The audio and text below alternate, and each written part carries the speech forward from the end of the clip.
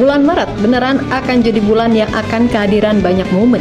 Selain tentunya momen bulan Ramadan yang penuh berkah, adapun momen yang bikin kita semua nggak sabar sekaligus deg-degan untuk menanti perjuangan timnas Indonesia. Tentu saja dengan sisa waktu yang ada, sudah pasti PSSI beserta jajaran pelatih yang baru makin serius.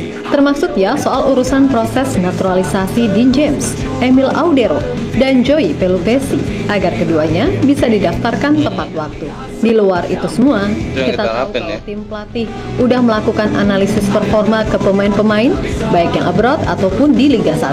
Akan tetapi dengan segala pertimbangan plus misi wajib menang, ada kemungkinan Kluivert akan melakukan langkah yang tak biasa terjadi bahkan di era pelatih STY, di mana akan ada nama-nama yang harus dikorbankan demi kepentingan tim serta menjaga peluang menang itu tetap besar.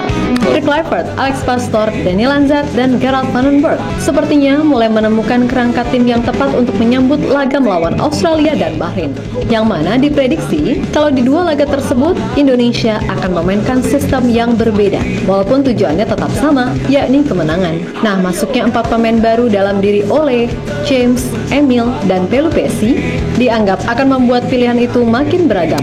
Dan absennya Ragnar serta Hubner di laga versus Aussie dirasa masih bisa ditutupi dengan keberadaan pemain lain. Yap, dalam 27 nama yang akan dipanggil, memang sebagian besar tim akan diisi nama-nama yang selama ini jadi langganan. Akan tetapi, untuk starting line up, Kluivert sepertinya akan menyiapkan langkah tak biasa yang bahkan di era kepelatihan sebelumnya, di mana diyakini untuk memperbesar peluang menang, Kluivert diprediksi akan langsung memainkan semua pemain abroad di daftar starting line up, yang mana artinya tim ini akan benar-benar bernuansa Eropa. Dan sejatinya itu adalah hal yang masuk akal memang untuk sistem ini. Adapun pemain-pemain Liga 1 harus siap dalam tanda kutip dikorbankan. Namun kembali lagi, kalau ingin meraih hasil terbaik, maka yang main harus squad yang diisi nama-nama terbaik di tiap lini. Yap, mengacu pada formasi andalan Kluivert yang identik dengan 4-3-3, maka itu sangat ideal bila diisi nama-nama pemain abroad. Untuk pos kiper, kemungkinan besar tetap akan diserahkan ke Martin Pas. Kemudian untuk 4 back di belakang, ini formasi baru loh ya. Kelvin Verdong, dan Kevin Dix adalah nama-nama terbaik yang kita punya di sektor pertahanan saat ini. Lalu 3 di tengah, Joey Pelupesi, Ivar Jenner, dan Tom Haier tentu saja adalah kombinasi terbaik. Nah, untuk pos 3 penyerang, ada kemungkinan Dean James akan didorong sebagai winger sebelah kiri sebagai pengganti Ragnar. Sedangkan di sayap kanan, bisa jadi nama Eliano Reinders adalah yang dipakai di sana. Dan Ole Roemeny ditugaskan sebagai ujung tombak. Tentu mereka bukan tipe pastilah itu, di mana artinya mereka bisa saling bertukar posisi secara alami untuk menciptakan sebuah kombinasi.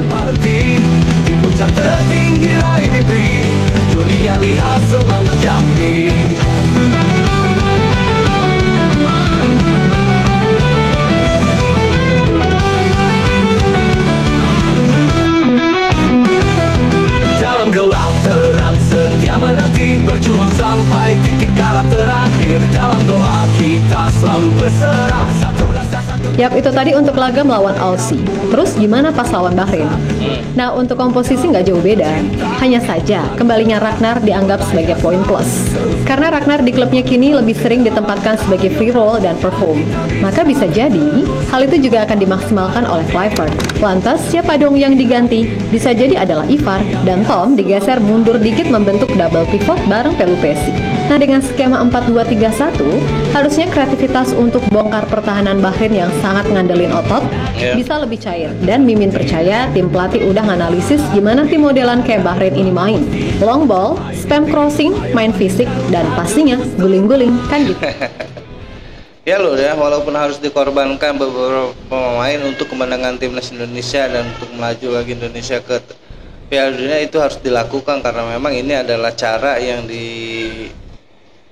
yang telah dipikirkan oleh para pelatih baru kita untuk dapat mengalahkan Australia dan juga Bahrain. Kita hanya bisa mendukung dan mendoakan semoga rencana Patrick Kluivert mengorbankan beberapa pemain untuk menghadapi Australia dan juga Bahrain berhasil loh ya, dan dapat memenangkan 4 poin nanti di bulan Maret ini melawan 2 pertandingan antara Australia dan juga Bahrain. Kita doakan saja loh ya. Kita lanjut. Di atas kertas, peluang Indonesia untuk meraih 6 poin harusnya bisa.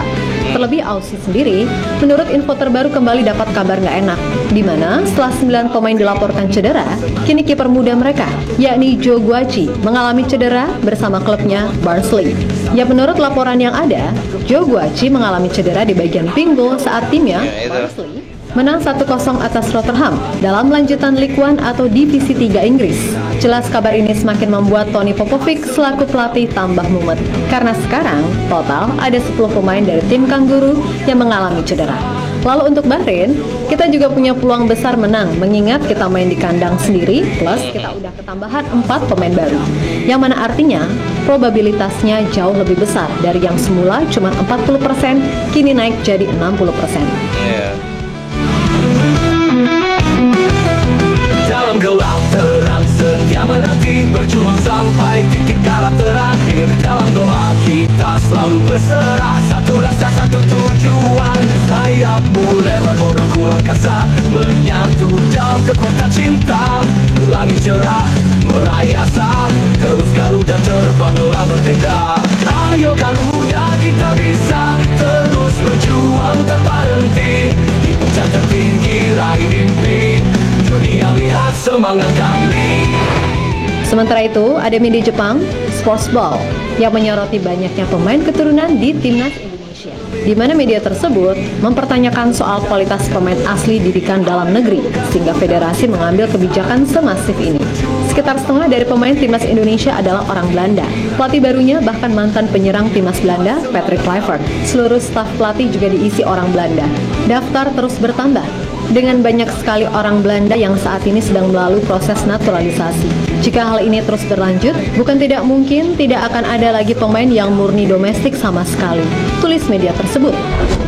Lebih lanjut, media tersebut juga menilai kalau komponen skuad timnas Indonesia sekarang, mulai dari federasi, tim pelatih, sampai kedalaman skuad, hingga nantinya dirtek baru, serta keberadaan Jordi Cruyff sebagai penasehat, membuat tim ini bisa dibilang setara sama tim-tim yang udah terbiasa main di Piala Dunia, khususnya dari tim-tim di kawasan Asia. Dan untuk kedalaman skuad, Indonesia kini ada di posisi 7 dengan skuad termahal Asia dengan nilai 547 miliar rupiah, yang mana itu berdasarkan update terakhir di bulan November 2024 ketika Kevin Dix resmi menjadi pemain.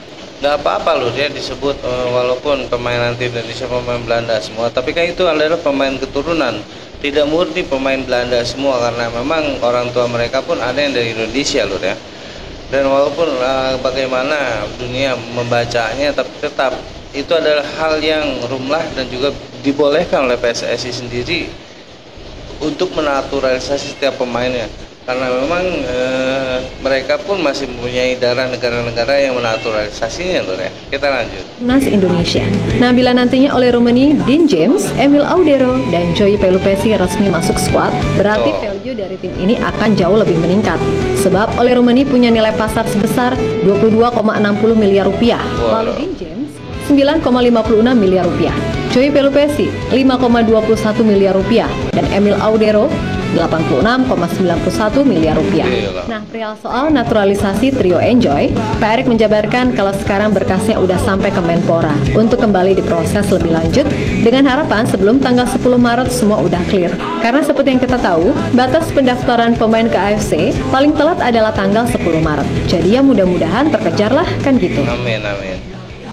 Keren loh ya, Indonesia sekarang memang kita tidak ragukan lagi kekuatannya, dan juga di bawah kepemimpinan Bapak Erick Thohir semakin banyak saja pemain-pemain keturunan dari Belanda untuk timnas Indonesia yang akan memperkuat timnas Indonesia menuju ke Piala Dunia. Itu yang kita harapkan dari seorang Bapak Erick Thohir yang bisa mengembangkan timnas Indonesia kita menjadi yang terbaik di dunia. Itu adalah impian kita semua loh ya. Semoga dengan strategi Patrick Kluivert ini dapat mengalahkan Australia dan juga Bahrain nantinya, dan juga meraih 6 poin.